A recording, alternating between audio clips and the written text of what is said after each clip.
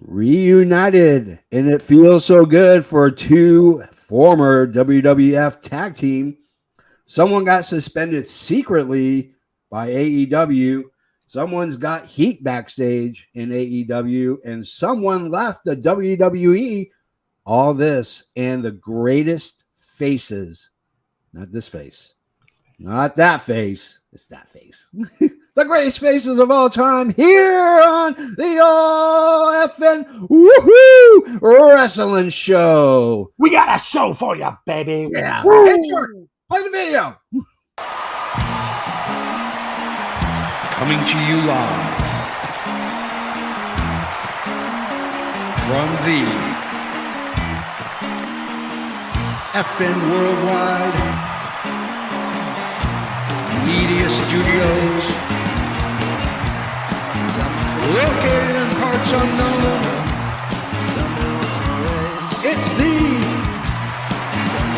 All FN Wrestling Show with your host, Canada Dry and the JFB. Ho, ho, ho, good morning, good afternoon, and if I don't see you till later, good evening. It is I, the man with the plan. Don't call me Stan. I am the amazing, the wonderful JFB, James from Boston. And I am... Who the hell am I? I am the patron saint of professional wrestling, blessing you every single Sunday. Touch your screen, receive your blessing today. Oh, I feel it. I feel the power. I'm Canada Dry, darn it. Oh, yeah. This is the All Effin' Wrestling Show where we're going to talk about nothing until nothing is absolutely enough. And also, we're going to talk about all the effing wrestling. Heck. Yeah. All of it. All the wrestling. All of it. All the wrestling. So originally we tweeted out and we Facebook posted Liam Wakeland, which face? This is the moneymaker right here. Both of us, we both are moneymakers right here. So originally we were supposed to have a special guest today, but unfortunately he kind of, I don't know. He kind of shafted us. It was kind of fugazi, but listen, we kind of protected him last time, but I'm gonna be honest, he just no-showed. Yeah. We're out $60. Yeah. You know, it sucked because we couldn't advertise the show because we weren't sure if he was gonna show up. So yeah. Buff Bagwell, get in touch with us, brother. Let us know you're still alive and kicking. So as any good show, when your guest decides not to appear, you pivot. And we've had this in the shoot. We've had this in the chamber. Make the 3-point shot. Yeah, we've had this in the chamber. In our Arn Anderson Glock 9mm, we had this in the chamber, and it was the all-time greatest faces. And we talked about heels because heels are so good to talk about. But we talked, look at that. Woo! That's one sexy face right there. Woo! Right here. Unshaven yet. Haven't shaved yet. But we talk about the all-time greatest faces in professional wrestling. But before we do that, we have several other things to get through, including everyone's favorite, the news. The news. I love the news. From the four corners of the globe, from our studios to your home, this is FNN, the FN News Network, starring Canada Dry and the JFB. Good morning. Nothing like a good cup of shut the hell up to get your morning started. Bitter and dark, just like my women. This coffee. One more drink. All right. Now, let's get down to business. Gotta rush a caffeine. Did you know this time for Under the Learning Tree with Canada Dry? Yeah. What's your fact for the day? Did you know? Yeah. Are you ready for this? I'm ready. I'm braced. Effing Wrestling Universe, are you ready for this? Oh, this is a big one. Okay. 75% of the entire globe does not use toilet paper. Okay. I did Like, not know that. surprise, like, that's shocking. 75%. That's kind of bonkers right there. Man, that's weird because you would think like, I don't know what to do without toilet paper. Like, what are you going to do? pine cones, corner of the cob. I mean, there's a litany of other toiletries that you could use possibly, but 75%. That's Liam Wakeland said it best. Mind blown. Yeah, I was surprised when I pulled this out of my own brain somewhere in the back. I don't research this. This is all up here. Oh, Lord. And sometimes it's just all filed away. Gotta shake some dust off of it and pull out a little bit of knowledge. Here we go. Ba boom, ba bang, ba bing. Wow. Under the Learning Tree, brought to you by Slurm. Get your worm on. Slurm, available at all your local package stores. Slurm, and there's hard Slurm coming out too with a little bit of alcohol. Now, if Slurm was real, would you drink it? No. Yeah, probably. At least one time. Yeah. At least one time. Okay. Yeah. So let's get to the news that was this week. Ciampa and Gargano reunited, and it feels so good at a house show. That we had a pandemic and almost none, you little. Yes, I'm a hockey fan. Go Canucks. Yeah, go Bruins. Leafs. Oh. No, he's talking about that's what you use for toilet paper. Oh, leaves? Yeah, leaves. Yes. The Maple Leafs. The Maple Leafs. It's a good jersey to use as toilet paper. So Ciampa and Gargano reunited at a house show. Could we possibly see maybe DIY back together and forming a tag team? Interesting. Although it's weird because Ciampa is playing heel right now with The Miz. Gargano is kind of just came back, so we don't really know where this is going to go. But I would love to see DIY come back. I'd like to see them do the Bobby Roode skits on that they used to post on social media because those were hilarious. Eddie Kingston suspended by AEW for verbal let's try this again. Kingston is suspended by AEW for verbal altercation against Sammy Guevara.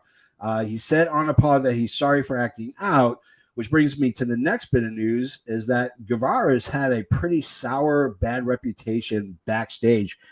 I mean, here's the thing. Eddie Kingston is like CM Punk. If he has an opinion, the 99.9% of the time, he's going to tell you his opinion. So wait, are you taking Eddie Kingston's side on this? I am, yes. Okay, because did you see what Sammy said online? He released a statement. Okay. So Sammy said Eddie did not. Was all done in a promo that wasn't released. Right. He played a heel character, and the heel character body shamed him. And Eddie did not give a list of things you cannot talk about, and that's what you're supposed to do. Yeah. And so he felt that Eddie was unprofessional in not giving the list and then freaking out afterwards. Yeah. I mean, here's the thing. He's very opinionated, and I'm sure if somebody said something, he might have taken it the wrong way. But other sources are saying Guevara is got pretty much a bad rap for quite a few years with AEW, and I'm not sure it's just because it's a young kid. He's been thrust onto a major stage, kind of got to his head or something like that. Is it tit for tat with Kingston, Sammy, Liam Wakeland? I have no idea. I mean, I think, in all honesty, they're going to have to mend bridges and kind of shake hands and say, hey, listen, we both apologize. Let's just bury the hatchet and move forward. So WWE possibly reached out to multiple AEW wrestlers that are under contract, and Chris Jericho actually hinted that he may have been one of those guys. Yeah, it seemed like it was. Speaking of that, are we going to address the Thunder Rosa thing? We are going to address it. Yes, we are going to address it. Yes, absolutely. Yeah, I'll let you take the reins on that. Yeah, because the original plan was for Rosa to drop the belt to Storm. That's what PW Insider and a couple of other of the dirt sheets are saying, is that the plan was originally for her to drop the belt to Toni Storm at All Out. Some are saying this injury is not legitimate. She's saying she can't feel her legs. I mean, she's got a reputation for not doing so stuff. what was being said is that there's a real heat between Britt Baker, Yeah, and Thunder Rosa, yeah. and now Jamie Hayter is hating on Thunder as well because she broke her nose. They're saying that Thunder was hiding in the bathroom because she felt after she broke Jamie Hayter's nose that she was going to have to pay for that. Yeah. So, as I was kind of joking around on after Dynamite, I was doing the Find Your Smile. Some people are actually saying that this isn't too far from the truth. Yeah. I mean, let's be honest. I mean, I was a fan of Thunder Rosa when she was at Lucha. I've seen her in a couple matches since then. I was a big fan of hers on the indie scene, especially in NWA. And I really was glad that she was in AEW. And then the story started coming out about her sandbagging and having a bad attitude. And it's just dirt sheets trying to just dig up, But with this happening, I'm starting to sour on Thunder Rosa. I think as a champion, you have to defend. I get it if it's a legit injury, but she didn't look injured. She didn't look injured on Wednesday. She was walking around and she looked fine to me. Well, my main beef started when she was trying to get fans to send her money for Taco Tuesday. Yes. And that's where I started like, what? And so, but I tried to really, because, I took a lot of heat for that. Yeah. Oh, but, you did. You got some heat for me. Hey, guess what, guys? Guess what, everyone? Right. I was right all along. How about that? I hate to tell you, I told you so. But I told you so. Oh, man. You guys left the door wide open. He kicked it open and ran right through. All right, Jeff Jarrett. About a month ago, we had a news article about Jeff Jarrett becoming the vice president of premium live events at WWE. I regret to inform you that Jeff Jarrett has resigned from that position and is no longer in an employ of the NWA, of the WWE. He's no longer the vice president of premium live events. Pushed out the door here? I don't think so. I think what happened was he wrestled Ric Flair and he realized I still got gas in the tank and I don't want to be sitting in a desk. I know, it's kind of weird. Triple H taking over, bringing all his guys in. Road Dogg. Yeah, Road Dogg's back. Triple H. HBK. Yeah. HBK is now the vice president of talent and creative. Road Dogg's back as a producer.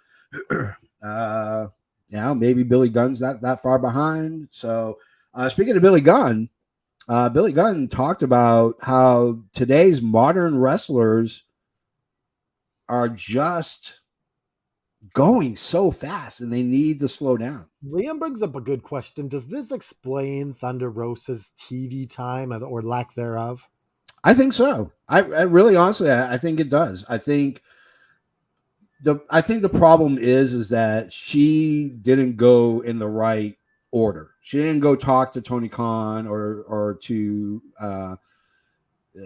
whoever's second in line. She didn't talk to the Bucks. She didn't talk to Kenny Omega. She just flat out went rogue.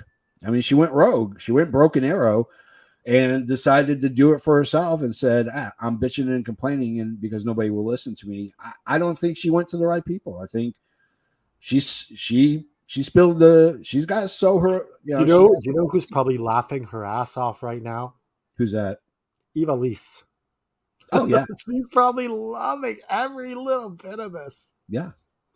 So next bit of news, Triple H is said to be possibly redesigning several belts. I have a feeling that if there's one belt that I feel is going to be redesigned, and I think it's going to happen if and when Cody wins the belt, and I think they go back to Winged Eagle. not Big Eagle, but the old winged eagle, because Bret that Hart was belt. his dad couldn't win, and he said he wanted to win that belt to cement the legacy of Dusty. So Okay, so you got 3 belts you can redesign. What are you picking? I'm gonna do winged eagle as the unified championship. I'm gonna do the Intercontinental belt back to the 80s with Razor and Bret and Ultimate Warrior.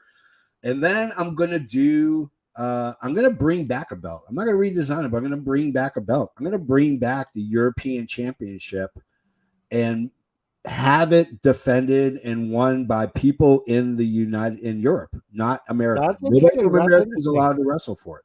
So for me, I'm going to bring back the winged eagle. Yeah. And since you're bringing back the Intercontinental, I don't have to worry about that. Yeah. I'm going to bring back Big Gold as well. Oh, all right. And then I'm bringing back the belt that the Hart Foundation won, the 80s Tag Team Championship.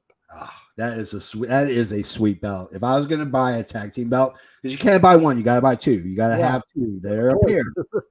That's the belts I would get. Would be the 80s tag belts from that era. They're iconic. Yeah. So a good news of the day.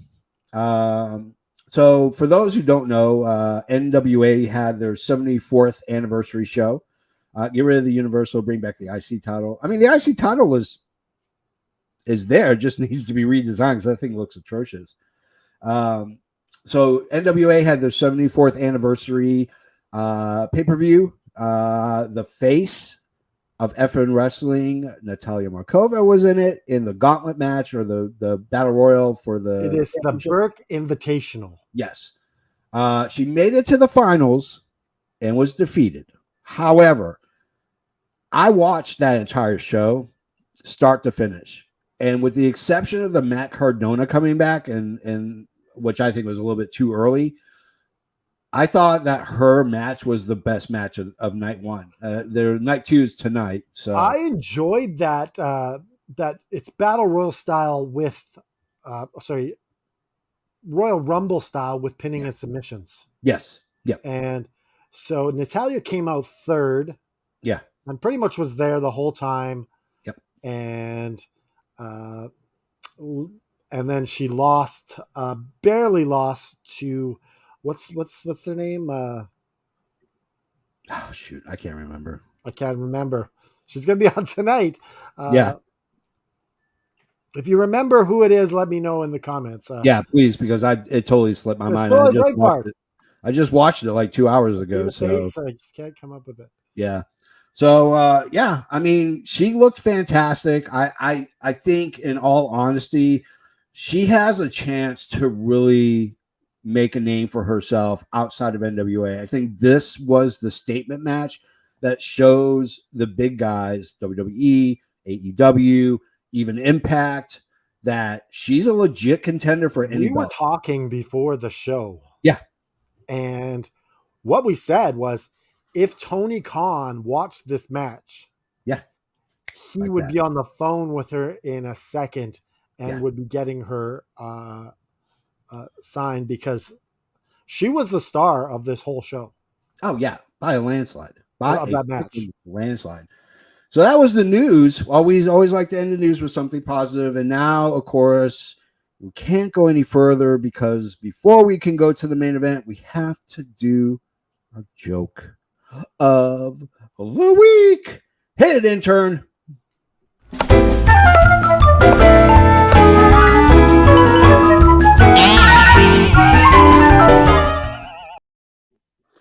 Good morning, everyone. It is Bree Mode here, and I have a joke for you. What is Gordon Ramsay's favorite wrestling show?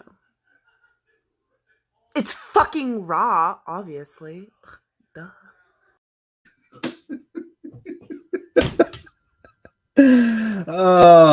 Bree, there is a reason why we love you on FN Wrestling, and that is it. Among other things, it's not just because you can tell great jokes. You know what? Do you know what? We added Dollywood to the show the other day. Yeah. What if we do a round table with Brie and Dollywood? That would be awesome. 50% less Wang. 50% less Wang. I like it. Let's book it. Let's book it for the next round table. We're going to get Brie and we're going to get Dolly and we're going to have a blast. And the estrogen level is going to go up. And the testosterone level is going to go a little bit down. Well, we'll have to bring extra testosterone just because. Yeah. We'll have to get a fifth one just to be on the safe side. So, all right. So that is our joke of the week. If you have a joke of the week, we know you do. Send it to me, the JFB at the one JFB. Send it to Canada Dry at the Canada Dry. Do we think that we'll see the Christian and Edge belts? I mean, who knows? I mean, Triple H. We are in such a freaking unique era with WWE because anything can happen. Anything. When I say anything, I mean belt redesign. People are coming back. Cats and dogs living together in perfect harmony. It's crazy. I love it. Wait, a cats and dog inter-animal championship? Oh, that would be cool. I would pay a big amount of money to see that happen. If they like a cat and dog, it'd be sick. All right, so we're through everything. Let's get to the main event. The main event.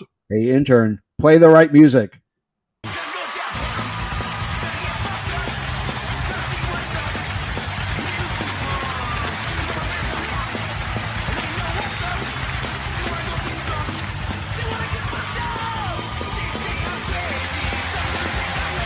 Gentlemen, this is the main event of the evening.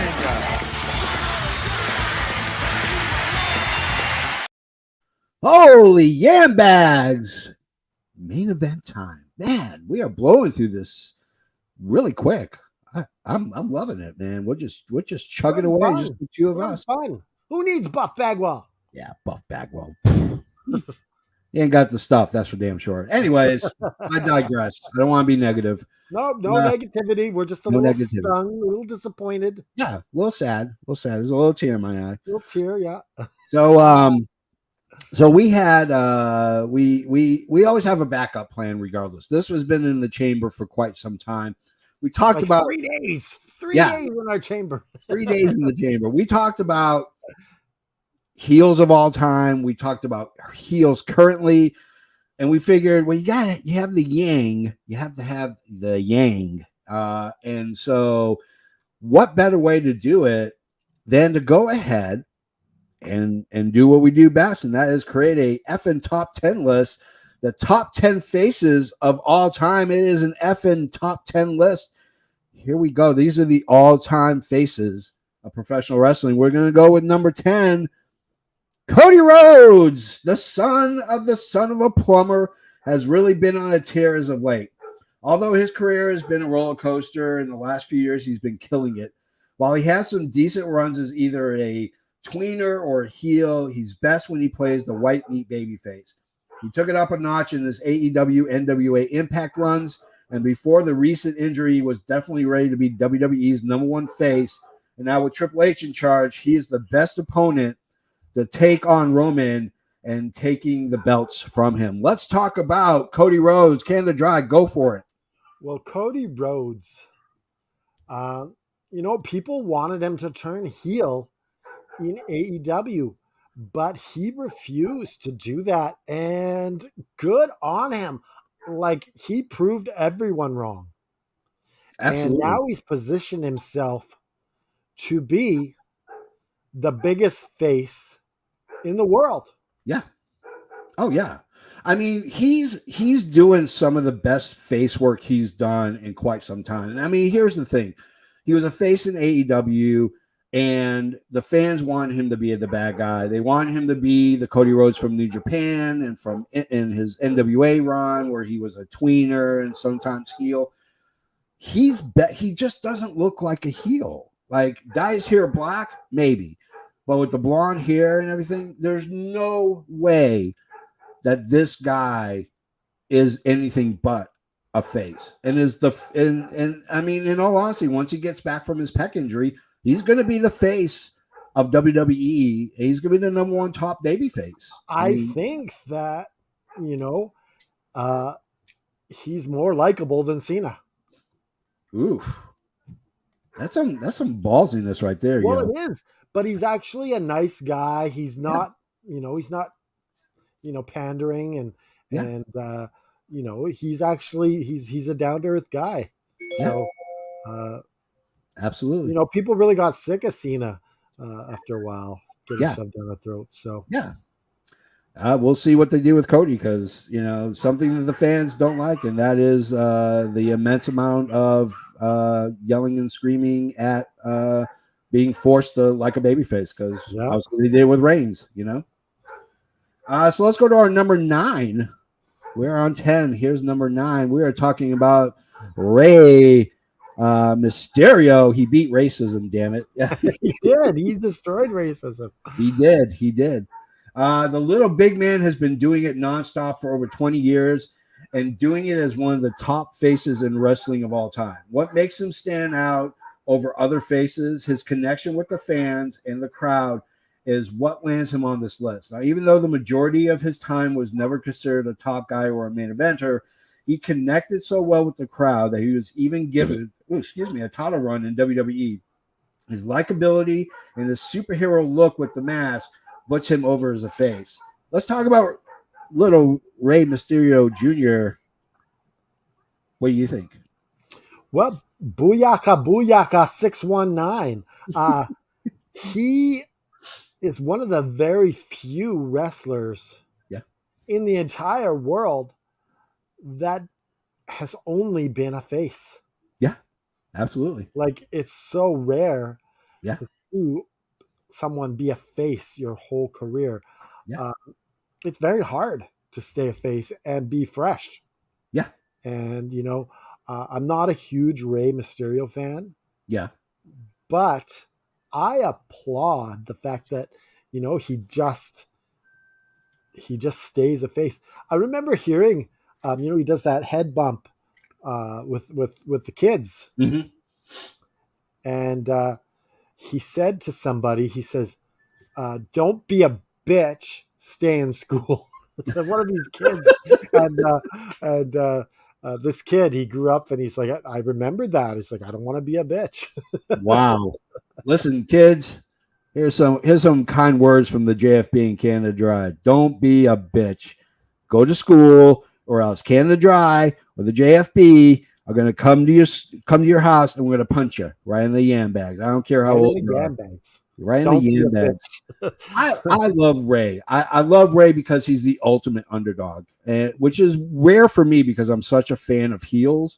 But you just, for somebody who's 5'8", 5'7", doesn't weigh 200, that barely weighs 200 pounds, if at that, and the fact that he's in his 50s and he's still doing it is, to me, just screams babyface. It just screams that this guy has the longevity. I mean, even in the small times when it looked like he might make a heel turn and he doesn't, you still realize that this guy got a title run. Now, I'm sure some of it had to do with Eddie's passing, and they gave him the torch and they said, let's make a run.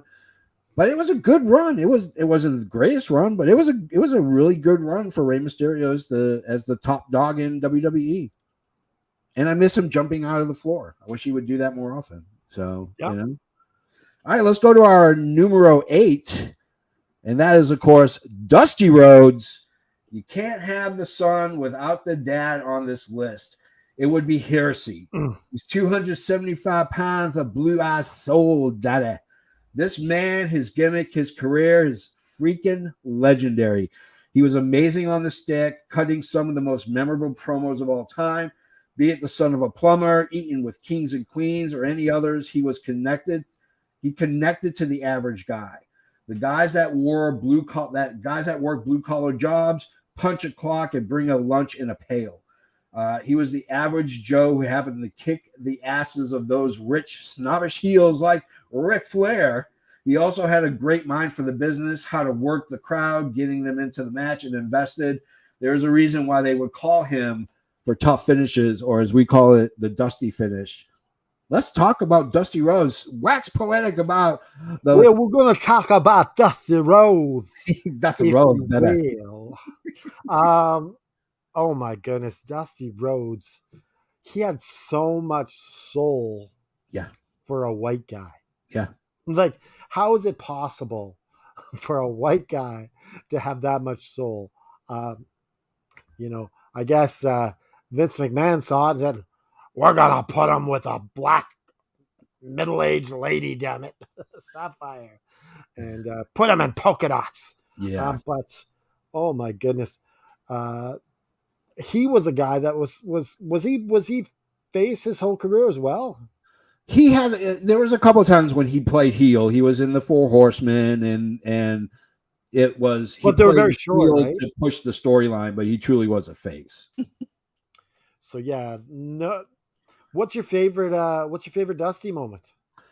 I think my favorite Dusty moment is honestly when he won the NWA championship. The way he held the belt, the way he cried, the way he held it to his body. Like he hugged it like he was afraid it was going to disappear. Brought a tear to my eye because the storyline was face. That's what a really good face does. Yeah. They evoke emotion. Yeah. And Dusty did that so well. So it's we're going to talk about this a little later after, like how there are no career faces anymore. We're going to talk about that a bit later, but Dusty, just everything about him oozes that face lovability. Yeah. I mean, the fact that he just, like, the storyline was, he was, he joined the NWO very briefly as well, which, I mean, at that point, I think even my mom was a member of the NWA, if I'm not mistaken. I forgot that he was part of the NWO. Yeah, he was. So, I mean, the thing is, the storyline was he got so close to winning the NWA belt and it kept slipping his hand, from his fingers. And when he did win it, it was so emotional. The crowd was standing up. People that were rooting for the champ and were rooting for Dusty, everybody was on their feet. It was an amazing moment that. Well, you know what NWA is trying to do? They're trying to recreate the Everyman in Trevor Murdoch. Yeah. But Murdoch does not have. Yeah. Not even close. Not even a 16th of what Dusty has. And you want to know something really interesting. So Tyrus, who wrestles in NWA, he used to be in the Funkadelics. He was actually afraid to dance, and Dusty danced with him for 30 minutes to make him comfortable to dance when they came out to the Funkadelics. That is how awesome Dusty Rhodes and how important he was. Even when he wasn't in the WWE, frequently they would paint themselves in a corner, and Vince would tell Pritchard, or he would tell whoever was in charge of Cornette or whoever, call Dusty and get a finish, because that's how good, as great of a mind that Dusty had for the business. That's the reason why they call it the Dusty finish. So, I got a disciple here in George Penning, but he's telling Bree to choke me out. What the hell? And then Bree's like, yeah, I think I might have to. What the hell? We got conspiracy. Like, we got kind of heel heat. We got enough to charge you for conspiracy. The two of you yokels, we have enough. So, all right, let's go to our number 7. And of course, we can't talk about anybody except for the big, lovable Andre the Giant. Now, by the time I was introduced to Andre the Giant, he was near the end of his face run, and he was ready to join Heenan and become the most feared heel in the game and make history by facing Hulk Hogan in WrestleMania 3. There wasn't much about him, and it wasn't until I did my research and watched some amazing older matches that I realized how important he was to wrestling and how amazing he was as a face. He would go from promotion to promotion, territory to territory, and the crowds would line up to see him wrestle. He would take on all the promotion's heels, and when they didn't have anyone left and ticket sales would start to dwindle, he would move to the next territory. He even had the kayfabe distinction of never losing to a wrestler from 1971 until WrestleMania 3. in the end, what most of us growing up in the mid 80s saw a man very much on the backside of his career. You and me both grow up in that era, and let's talk about Andre the Giant. Well, if you guys don't know about Andre the Giant, watch HBO's documentary on Andre the Giant. It is so beautiful the way they tell that story, and just everything about Andre in that is just like, it really humanizes him. It really tells him everything about him. When Andre turned heel on Hulk Hogan at WrestleMania 3, the reason why it was so shocking is because he was the face. Yeah. Like, he was the face for so long in professional wrestling that, wow, Andre is turning to a bad guy. Like, this is NWO level Hulk Hogan turning heel at the time. So he's just so lovable. And that's the thing about Andre, is like, he felt normal going out there as a face and having everyone love on him, because he could just be himself and just like, hey, and just high five people. And, he just loved being that guy. It's a shame, because when I got into wrestling, he was just about to become a heel. And so when the turn happened, it didn't affect me hugely, because I wasn't really familiar with Andre's career before he tore Hogan's necklace, his cross off. And then when I did the research years later, when I finally, was able to stream stuff and really take a look at his work, you realize how huge he was, and how much the fans loved and adored Andre, and how he loved and adored the fans. And even when he was a heel, he still was a face in real life. And, he was just a big, lovable guy. And you're right, that documentary on HBO is amazing. What makes it even better is you get to see Vince cry, and not because he's being penalized by the SEC and he's going to go to jail, but because he had that much admiration for Andre, and he had that much admiration for what he contributed to the sport of professional wrestling. And it just really is. It's a great documentary. Watch it. I remembered Markova's opponent, Maxie Impaler. Maxie Impaler, that's it. Yes, just out of nowhere it came back to me. All right, let's go to our numbers. Let's go to our number 6. This is the last of the first 5. Number 6, we are talking about Bryan Danielson, not Daniel Bryan, damn it. If this was a list based on talent alone, he would be number 1. However, we are talking about the top faces of all time, and this is a list where he needs to be on regardless. While he did have some time being a heel, it was disappointing to say the least. However, some in WWE came to their senses and remembered that during his Dragon Gate and Ring of Honor time, he was the consummate babyface. Then came the greatest face run in wrestling history. The Yes Movement made him a made man. You're over when every single person is chanting yes with their hands in the air. You're a top babyface when an entire run for almost a year is created. He was the everyman. He wasn't 6'10" or 300 pounds of muscle. He was just one of the greatest baby faces in the game. Wax poetic about Bryan Danielson, not Daniel Bryan, damn it. Well, Bryan Danielson, when he lost to Sheamus at WrestleMania, the fans were pissed. Oh yeah. And he lost, what, he lose in like 10 seconds or something like that? Yeah, absolutely. And the fans were mad. And the next night at Raw, John Cena mentioned it, and the fans were yelling, yes, yes, yes. And that's really where the yes movement really started. Yep. Was the day after WrestleMania, losing to Sheamus. Yeah. And I don't think Vince quite got it yet. Yeah. But that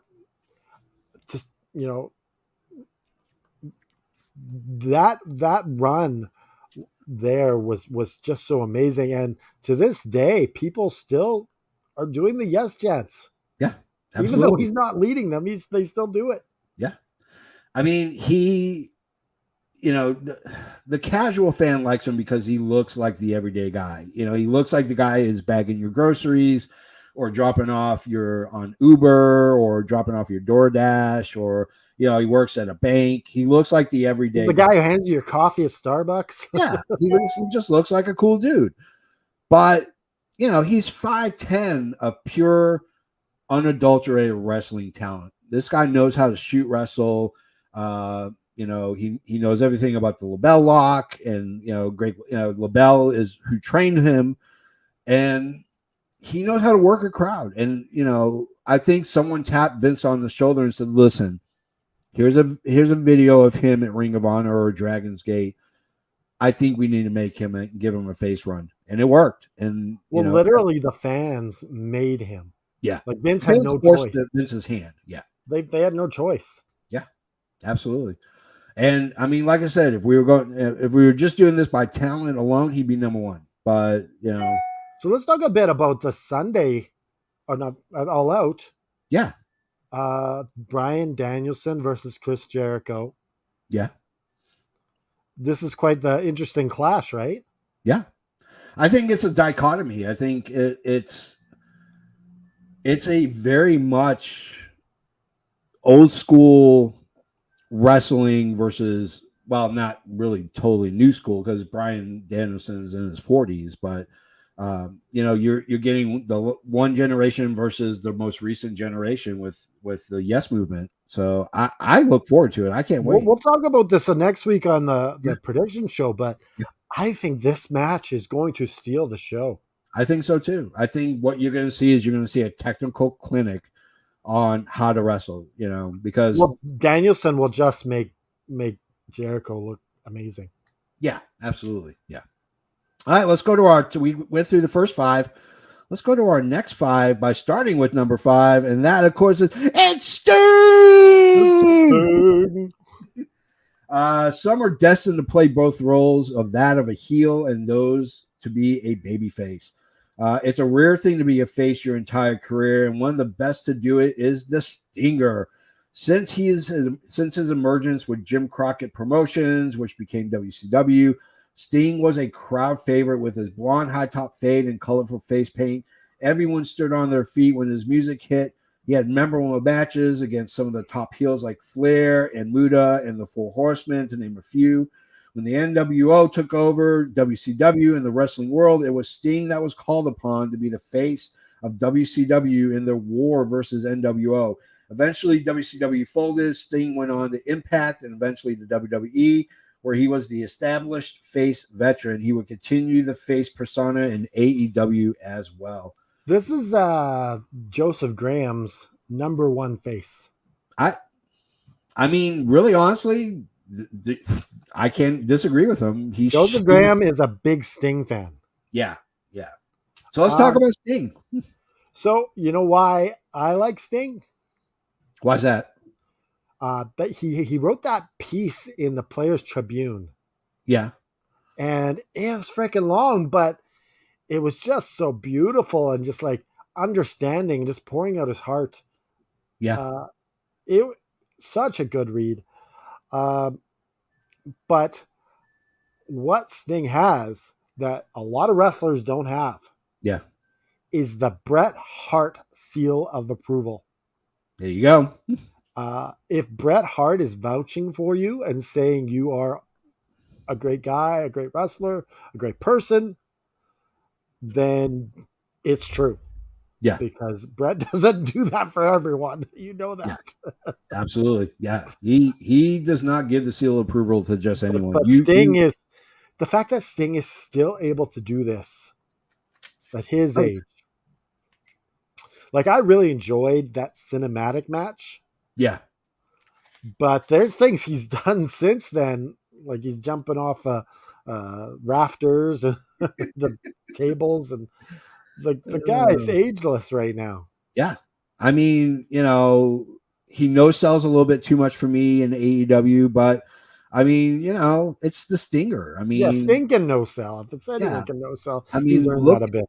Yeah, look at the wars that he's gone through with Ric Flair, with the Great Muta, which, you know, if you haven't seen those matches, go watch them.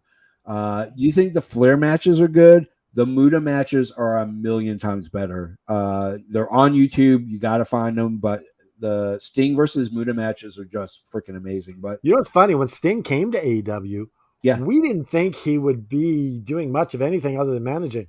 there you go. And the fact we got so much more of Sting is pretty cool. Yeah, and we might get even more with the spray around the eye with Malachi Black. So it's spreading. It's gone bigger. That little spot.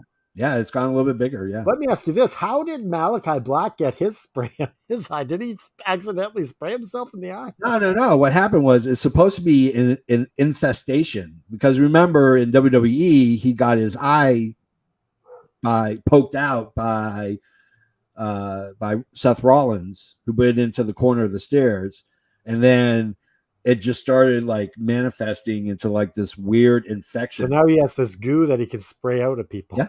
So now he's gifted with the goo. Yeah. I mean, that's how it works. With the goo. That's a t-shirt idea. T-shirt idea. There you go. Gifted with the goo. I think that's someone that Dallas might buy.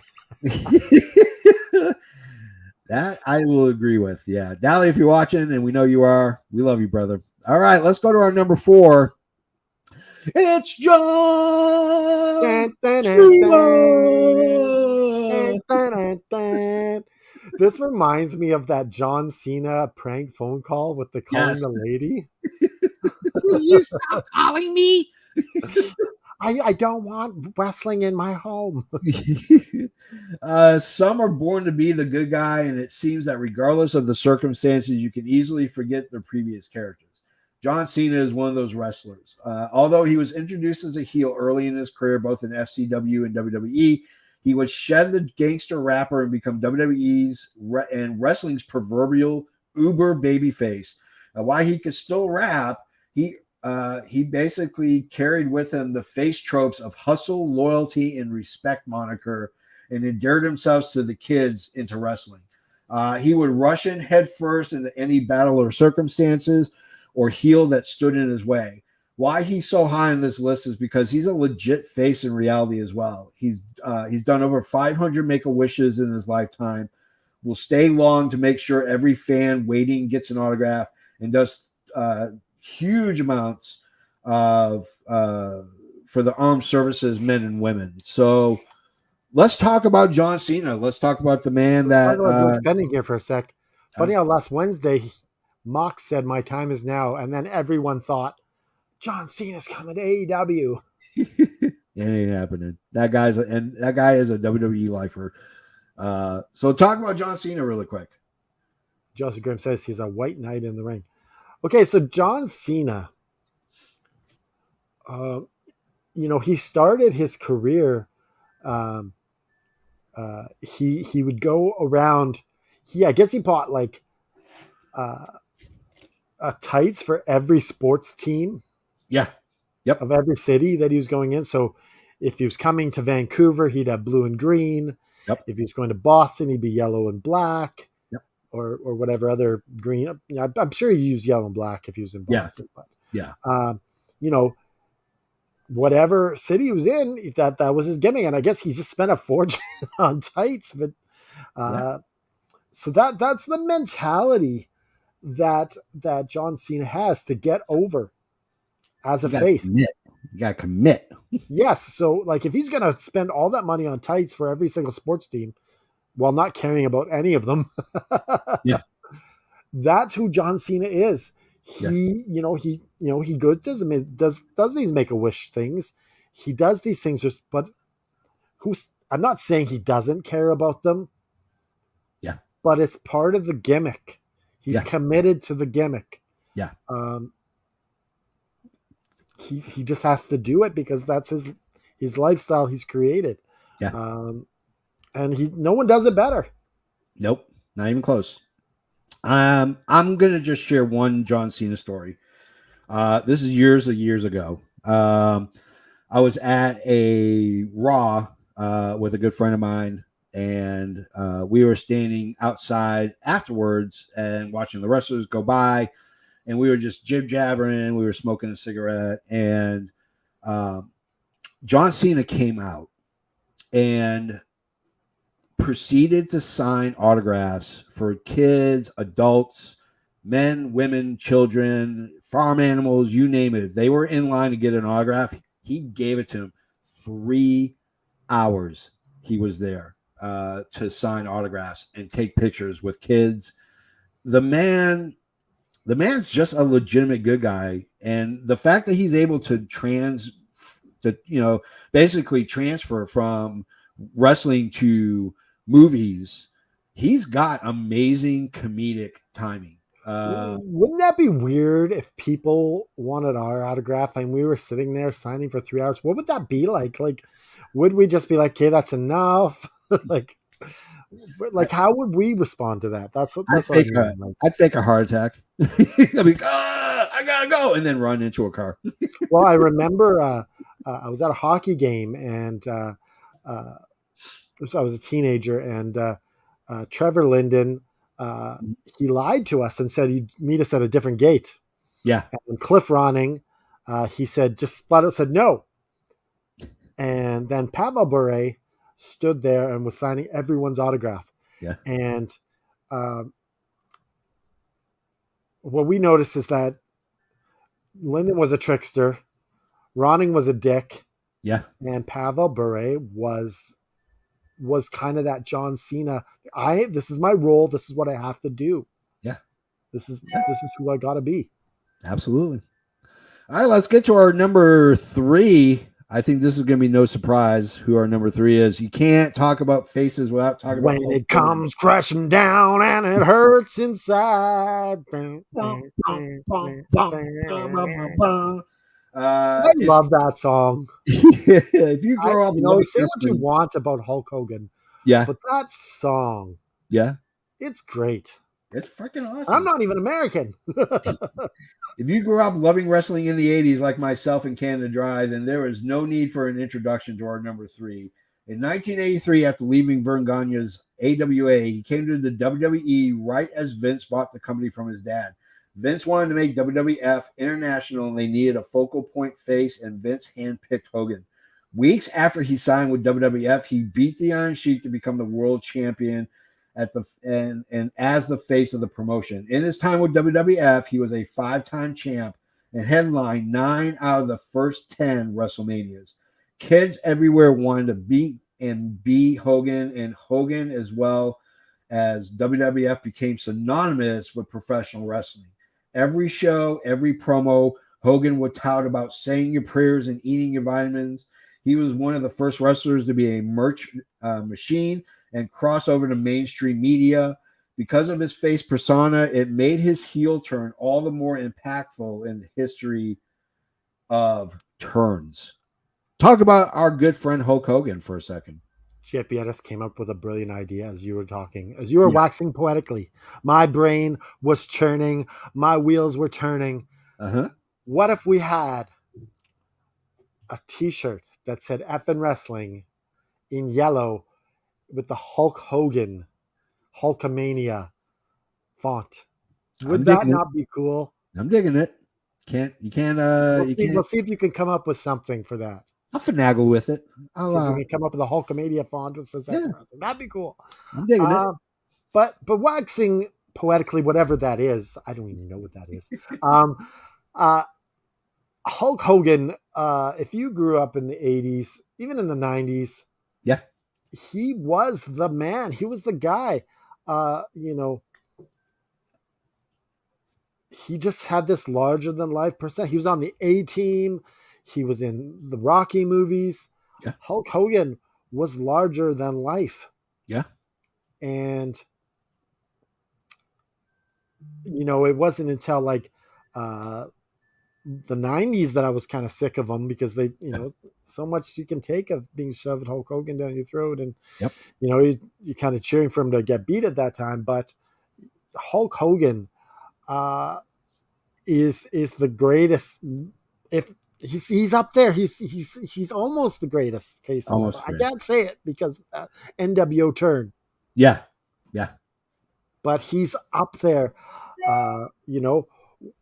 Someone say your prayers, eat your vitamins, Yep. Like, nothing better than that wholesome Hulk Hogan back then. Yeah, absolutely. Absolutely. I mean, I'm not a fan of faces, and I got very tired of Hulk very quickly, but as I grew up, you're right. That song was originally for Barry. That is awesome, Yeah. like trivia information there. Thank you, Alex Haney. Yeah.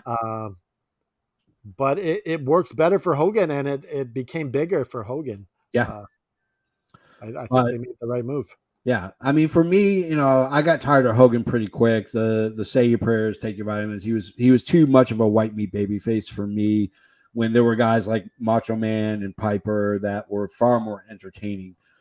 But as I got older and even now, I think I recognize how important Hulk Hogan is. Take away his politics, his controversies over the last few years, and really focus on what he meant to professional wrestling. My grandmother knew professional wrestling because of Hulk Hogan, not because of Piper or Savage, not because of Bret, not because of, Shawn Michaels. She wouldn't know those people from a hole in the wall, but she knows who Hulk Hogan was. And I would be like, oh, hey, I'm going to watch wrestling, Nana. And she would like, oh, is Hulk Hogan on? And that's all she knew was Hulk Hogan and WWF. And Vince made Hogan, but Hogan made WWF what it is today. So, all right, let's go to our number 2. Hulk Hogan's going to love us after this episode. I know, yeah. I mean, we said really nice things about him. So let's go to our number 2. And that, of course, you guys can't be surprised. We are Bret Hart marks, and they're unapologetic, by the way. We do not apologize for being marks. It's not often that you can get a face to be internationally loved and revered. Some stay popular in the hometown or country of origin. Outside of Hogan, Bret Hart was beloved around the world. Unlike most faces in wrestling, who sometimes are so over the top in their goody goodness, Bret was never that in his career, but was probably single-handedly one of the great faces of all time. He took the business very seriously and took his reputation as one of the safest wrestlers just as serious. During his amazing career, he was beloved among fans, not just in Canada, but also all over the world. Even when he became a heel outside of the USA, he was still considered and heralded as a good guy and was loved by all the fans. Go ahead and spend a couple seconds talking about Bret. I mean, we talk about Bret all the time, how much we love and cherish Bret Hart. Wax poetic about it. Okay, so the Hart Foundation, Bret was a heel. Yeah. And my brother had stopped watching wrestling, and he pointed out to Bret with wearing the sunglasses and just like good looking guy. And he goes, that guy right there is going to be the face of WWF. And I was like, really? And he called it. Yeah. And I was like, wow. Later years, I was like, how did he do that? Like, he's not even watching anymore, and he called it. I was so impressed. Yeah. But Bret Hart took that babyface role so seriously. Oh yeah. Like, he wanted kids to have that role model. He wanted to, that thing where the kid's yelling Bret. Mm-hmm. That's so close to reality. Yeah. Like it was his heart and his soul, and he didn't want to turn heel at all. Yeah, exactly. Because he built up that legacy of being the good guy. Yeah. And Bret Hart as a babyface really was a different sort of babyface. That underdog, come from behind champion. Yeah. No one takes an ass kicking quite like Bret Hart. Nobody. No one takes a shit kicking like Bret Hart. Yeah. He takes the best. He takes it and makes it look like it's the most devastating move in the world. Nobody sells it. And somehow he finds a way to win. Yeah. Yeah, absolutely. So let's go to our number 1. I think if you know professional wrestling, this should come as no surprise. It is Ricky Steamboat. Now, here's the thing. normally when we do a top 10 list, I come up with notes of what I want to say to introduce the character. I have left it blank, and here's the reason why. I was introduced to wrestling with WrestleMania 3, and it was Steamboat versus Macho Man. That was my feed. That's what hit my vein and fed me my high. That would last me for the rest of my life. I loved Macho Man, but I loved Steamboat. And I watched as much Steamboat as possible. And if I have always been a heel, I love the villains in TVs and movies. I love the villains everywhere. But I loved Steamboat. And this man never cheated. He never used a foreign object. He didn't have a manager.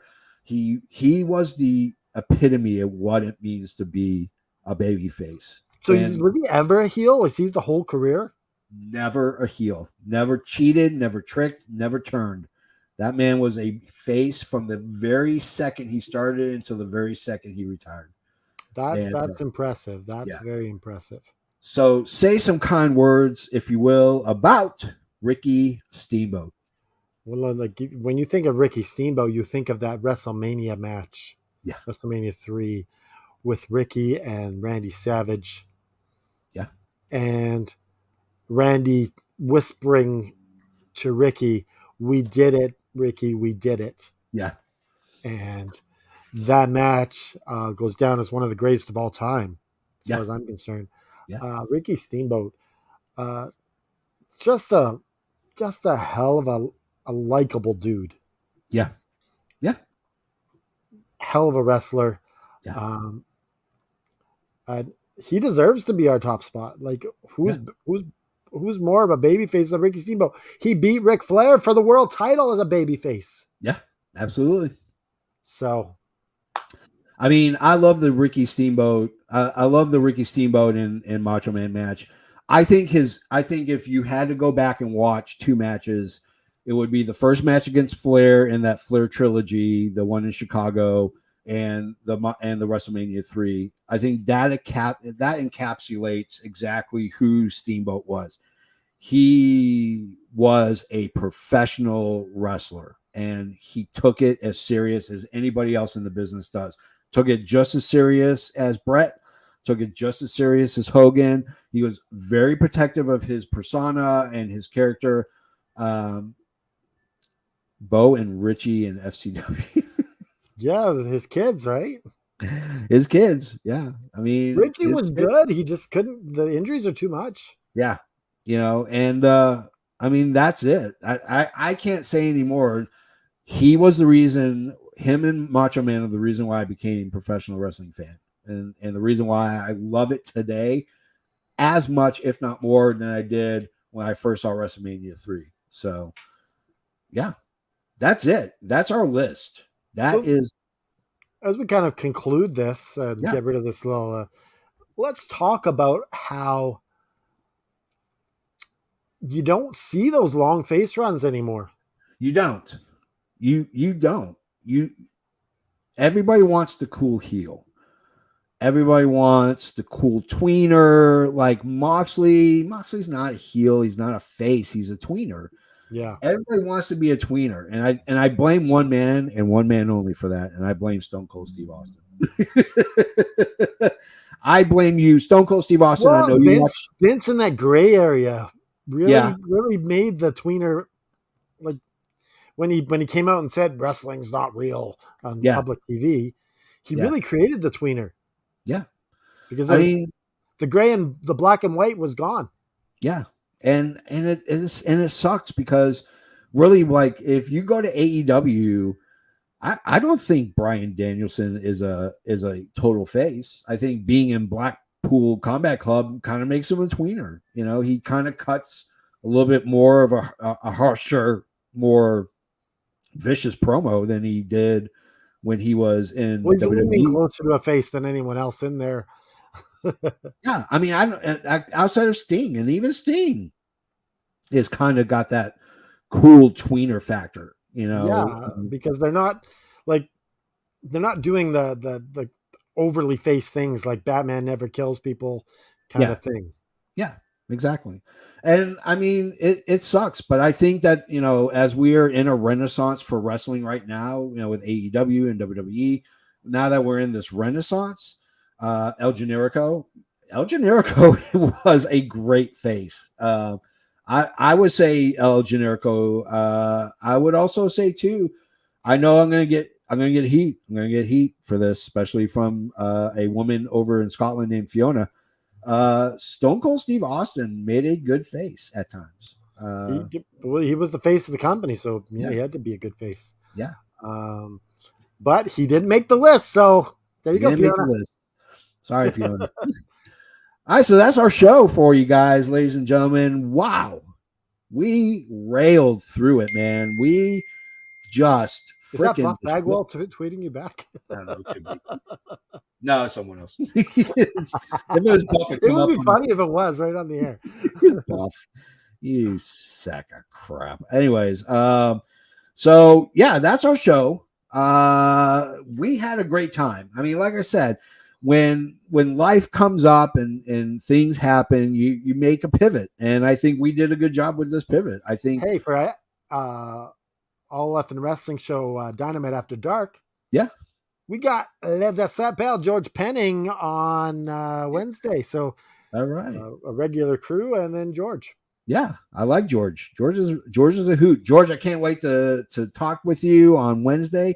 You can catch our other shows, Wrestling with the Paranormal on Fridays, the Magic of Wrestling on Saturdays, our show always on Sundays. We have another podcast that's possibly going to launch in a couple weeks.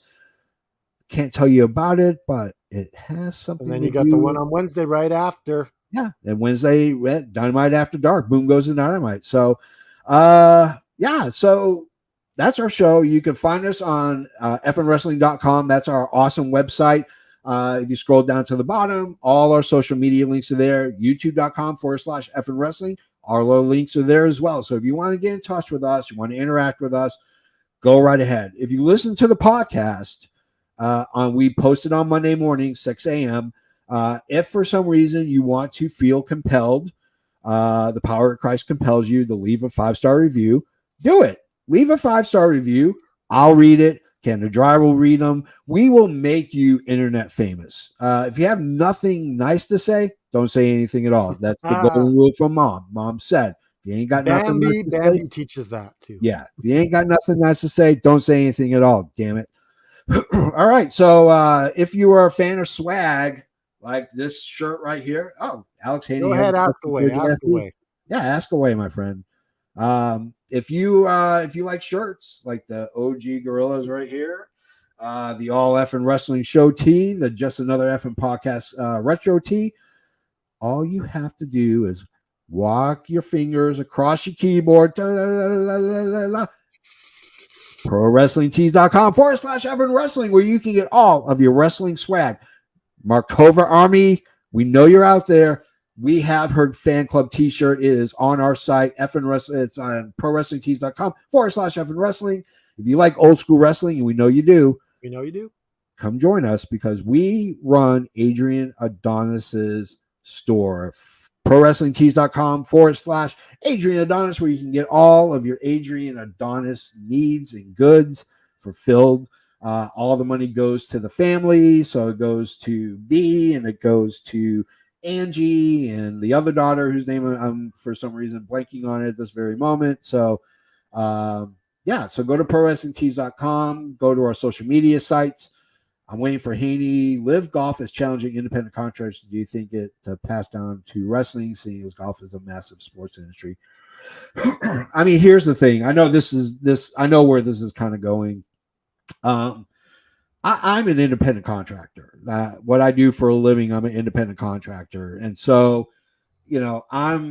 I have to rely on getting my own health care. I have to rely on getting my own retirement. I don't have anything that backs me up. Now, if for some reason I hit it big and I get the ability to join a union, you bet your sweet ass I'm going to join a union because the union is going to take care of me. The Directors Guild, the Writers Guild, Screen Actors Guild, they all are there to protect them. And there's dues and there's this and there's that, and they go on strike. I get it. I think with LIV, with I don't know if it's called Live or LIV, but with their golf and the way they're challenging it, I think it's good. I think it's good to get people to protect you, because the problem you have with most professional wrestlers is 98% of them work on independent shows. They can barely make ends meet. They're working other jobs. They're doing deliveries. I don't see it making it to the lower rankings. I could see it in like WWE and AEW. Yeah. I can't see it in the lower. I don't think it's going to happen in the lower ones either. But I think, in all honesty, what you're going to get is you're going to get you're going to get WWE, AEW, NWA, your mid majors and your major promotions. I think if SAG and AFTRA can really get find a way to get in, I think it's gold. And I think, in all honesty, with Vince out of the way, I don't think it's an issue non gratis. I think Triple H would be more than happy to, because I don't know why my phone's blowing up, because he's a wrestler. He's wrestled. He knows the deal. And I think he'd be open to allowing unions into it. I think, as an independent contractor, I don't have people looking out for me all the time. I have my wife, and she takes care of me and makes sure that I'm making smart decisions for my career and health and stuff like that. But, so anyways, so that's our show. So wrap it up. Wrap it up. All right. So anyways, so you can go to fnwrestling.com, and we talked to Hulk Hogan, and so Hulk Hogan, Yeah, he told me, I love what you guys are doing there, brother. You're putting me at number 3 of all time. I should be number 1, but I understand that NWO tarnished me a bit, brother. So I think Hulk Hogan's gonna be on the show. I think he's coming on the show. So that's Hulk Hogan 7 or 8. We'll give him 8. We'll be generous. Let's give Hulk Hogan 10. FN Wrestling 632. Canada Dry. Remember, just keep fighting. Hit the music, intern.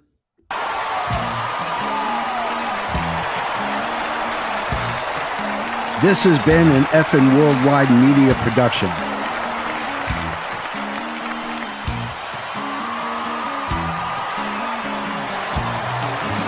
You can find us on all social media platforms like Facebook, Twitter, and others. Head over to our YouTube channel at youtube.com/FN Wrestling. And while you're there, click like and subscribe. Want some swag? Head to our store at prowrestlingtees.com/FN Wrestling. You can find all these links and much more at our awesome website, fnwrestling.com. As the JFB always says, you can book it.